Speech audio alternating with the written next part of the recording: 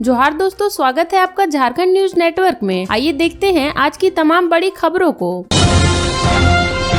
रांची के तमाड़ में बारातियों से भरी बस में करंट दौड़ने से मची चीख पुकार, 3 की मौत 5 गंभीर। सरायकेला जिले से रांची के तमाड़ आई एक बाराती बस बिजली के तार के चपेट में आ गई, जिससे एक नाबालिग समेत 3 बारातियों की मौत हो गई। 5 अन्य घायल हो गए। सभी को अस्पताल में भर्ती कराया गया है। घटना रविवार देर रात की है। सरायकेला जिले के कुचई थाना क्षेत्र के बाराहातू गाँव से बाराती बस तमाड़ थाना क्षेत्र के चोगागुट्टू आ रही थी। गाँव में प्रवेश करने से पहले ही बस बिजली के तार के संपर्क में आ गई। बस की छत पर बैठे 3 लोगों की वहीं मौत हो गई। 5 अन्य लोग गंभीर रूप से घायल हो गए हैं। करंट लगने के बाद बस पर सवार लोगों में चीख पुकार मच गई। तत्काल बस को रोककर उस पर सवार लोगों को सुरक्षित उतारा गया। घायल हुए 5 लोगों को अस्पताल पहुंचाया गया। उनकी गंभीर हालत को देखते हुए सभी को राजधानी रांची के रिम्स रेफर कर दिया गया है। बारातियों ने बताया कि दुर्घटना की खबर लड़की वाले को हुई तो वो भी गमगीन हो गए। दोनों पक्षों के बड़े बुजुर्गों ने बैठकर बात की और तय किया कि शादी नहीं रुकनी चाहिए। इसके बाद किसी तरह से शादी संपन्न कराया गया। लोगों ने बताया कि जिस बस में बारात आई थी उसमें 80 से 90 लोग सवार थे।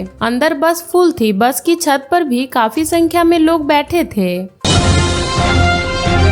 बंगाल की खाड़ी में साइक्लोन, रांची सहित कई जगहों पर आज भारी बारिश, वज्रपात का अलर्ट। झारखंड में आज फिर कई जगहों पर भारी बारिश और वज्रपात का अलर्ट मौसम विभाग की ओर से जारी किया गया है। मौसम विभाग ने कहा है कि झारखंड में मानसून का टर्फ राजस्थान, उत्तर प्रदेश और बिहार होते हुए रांची से गुजर रहा है। मौसम वैज्ञानिक ने यह भी कहा है कि बंगाल की खाड़ी में एक साइक्लोनिक सर्कुलेशन बना हुआ है। इसका असर झारखंड में दिख रहा है। राजधानी रांची सहित कई जिलों में अच्छी बारिश हुई है। अगले 2-3 दिनों तक इसका असर रहने का अनुमान है। मौसम केंद्र का पूर्वानुमान है कि सोमवार को भी राजधानी सहित कई स्थानों पर भारी बारिश के साथ वज्रपात हो सकता है। रांची समेत कई जगहों पर बारिश एवं वज्रपात का येलो अलर्ट भारत मौसम विज्ञान केंद्र के रांची स्थित मौसम केंद्र की ओर से जारी किया गया है। मौसम वैज्ञानिक ने कहा कि इसके बाद मानसून की रफ्तार थोड़ी धीमी हो सकती है। इस दौरान राज्य के अलग अलग हिस्सों में हल्के से मध्यम दर्जे की बारिश होगी।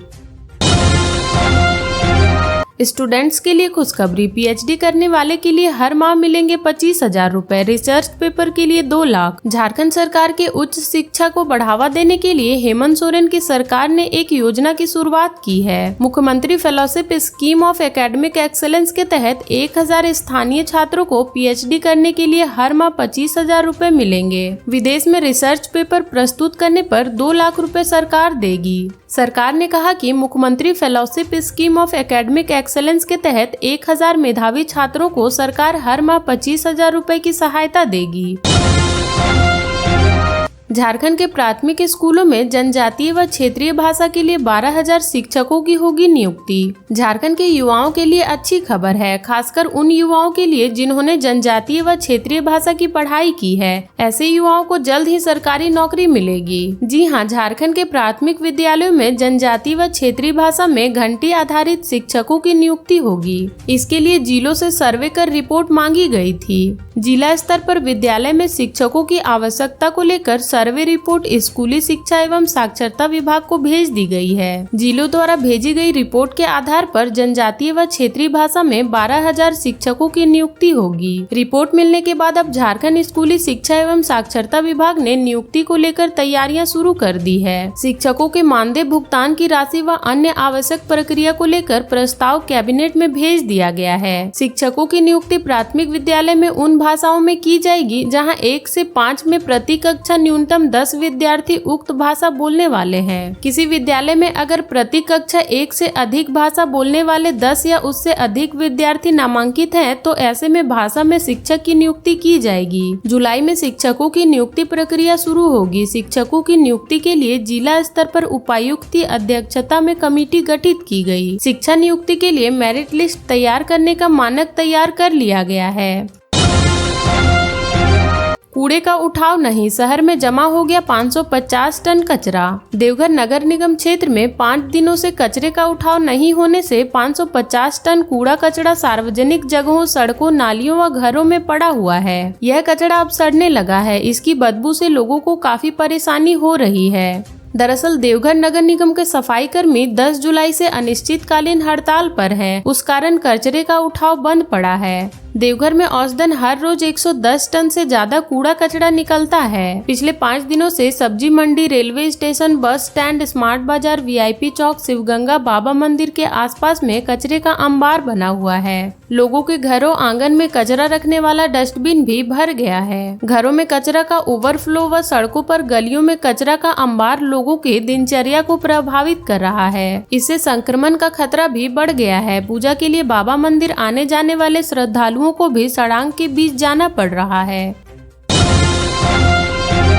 मोहनपुर हंसडीहा रेल लाइन पर बनेगा त्रिकुट हॉल। मोहनपुर हंसडीहा व हंसडीहा दुमका रेल लाइन पर एक सप्ताह के अंदर तीसरे हॉल की स्वीकृति रेल मंत्रालय ने दी है। गोड्डा सांसद डॉक्टर निशिकांत दुबे की अनुशंसा पर रेल मंत्रालय ने सर्वाधाम व बढ़ैत के बाद त्रिकुट हॉल की स्वीकृति दी है। मोहनपुर हंसडीहा रेल लाइन में मोहनपुर जंक्शन व खटियाडीह हॉल के बीच त्रिकुट हॉल बनेगा। देवघर गोड्डा पैसेंजर के उद्घाटन के मौके पर ट्रेन से गोड्डा जाने के दौरान डॉक्टर निशिकांत दुबे ने त्रिकुट हॉल की खूबसूरती देख त्रिकुट हॉल बनाने का निर्णय लिया था। सांसद ने रेल मंत्री को पत्र लिखकर पर्यटन के दृष्टिकोण से त्रिकुट हॉल की मंजूरी देने का आग्रह किया। इसके बाद रेलवे ने मंजूरी दी। सांसद डॉक्टर निशिकांत दुबे के अनुसार शुरुआत में त्रिकुट हॉल बनेगा, बाद में स्टेशन के रूप में विकसित होगा। यहाँ यात्रियों की सारी सुविधाएं उपलब्ध होगी।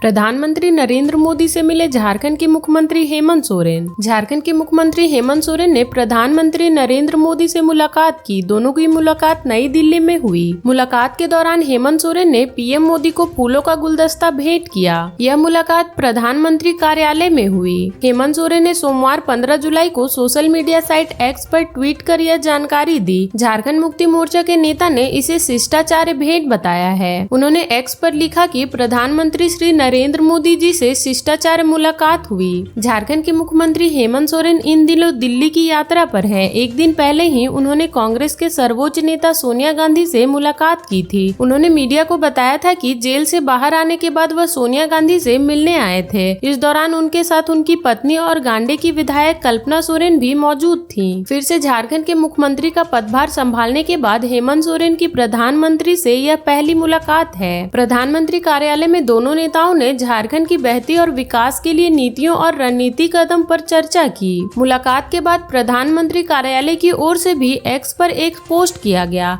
इसमें कहा गया कि झारखंड के मुख्यमंत्री हेमंत सोरेन ने आज प्रधानमंत्री नरेंद्र मोदी से नई दिल्ली में मुलाकात की।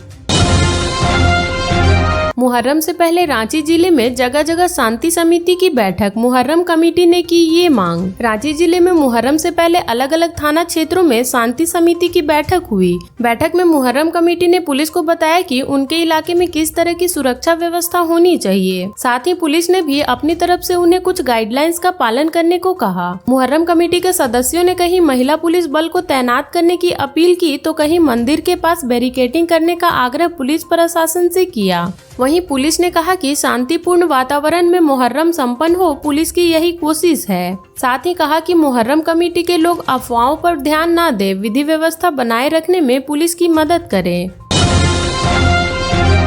सदर अस्पताल परिसर स्थित क्वार्टर में रह रहे 12 स्वास्थ्य कर्मियों को क्वार्टर खाली करने का निर्देश। सदर अस्पताल परिसर स्थित क्वार्टर में रह रहे 12 स्वास्थ्य कर्मियों को 15 दिन के अंदर क्वार्टर खाली करने का निर्देश दिया गया है। साथ ही सरकारी आवास खाली कर उक्त भवन की चाबी कार्यालय में उपलब्ध कराने को कहा गया है। इस संबंध में civil surgeon doctor Ranjan Sinha ने पत्र जारी कर दिया है। दरअसल बीते दिनों स्वास्थ्य विभाग के प्रधान सचिव ने सदर अस्पताल का निरीक्षण किया था। इस दौरान उन्होंने अस्पताल की कमियों को नोटिस किया था ताकि विभाग की ओर से अस्पताल की व्यवस्था को बेहतर किया जा सके। इसके लिए उन्होंने प्रतिवेदन भी भेजा है। इसके तहत उन्होंने कहा है कि अस्पताल परिसर में आवास के लिए बने क्वार्टर के अनुकूल नहीं रहने के कारण आवास में रह रहे कर्मियों से आवास को खाली कराकर उक्त भवन में कार्यालय तथा अन्य कार्य प्रारंभ करने का निर्देश दिया था। इसके बाद CS ने यह कार्रवाई की।